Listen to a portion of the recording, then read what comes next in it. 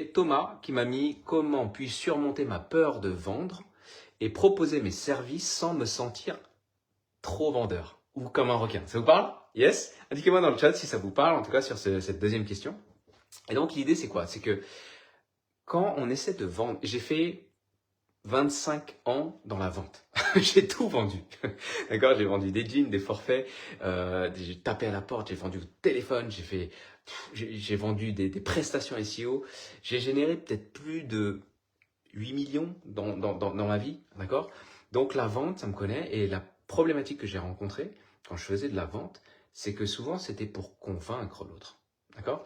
Donc quand on essaye de convaincre l'autre, on est dans une énergie où on pousse l'autre, on pousse, on essaie de convaincre, on essaie de persuader. Et dans la majorité des formations que j'ai eues, bah c'était un peu ça. J'apprends la psychologie humaine pour apprendre à persuader, pour manipuler ou autre, etc., etc.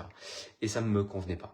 Et c'est vrai que j'étais un peu un ovni en tant que commercial quand j'étais dans une agence parce que bah, je générais 4-5 fois plus que les autres. Et je faisais pas du tout cette approche. J'étais pas du tout à essayer de pousser. J'étais vraiment dans un échange, dans une création de relations, dans une création de confiance. Parce que j'avais confiance, bah, ils avaient confiance en moi, ils avaient confiance dans ce qu'on proposait, et ils avaient confiance en eux aussi que ça allait fonctionner grâce à nous. Donc tout ça, il y avait vraiment cette relation sincère, authentique, simple, parce que ben, sans ça, il n'y a pas de transaction. Si la personne ne se sent pas en sécurité, il n'y a pas de transaction. Si la personne n'a pas de résultat à l'avance, il n'y a pas de transaction. Donc ça, c'est hyper important à avoir lorsque vous voulez avoir un marketing authentique, mais une vente authentique.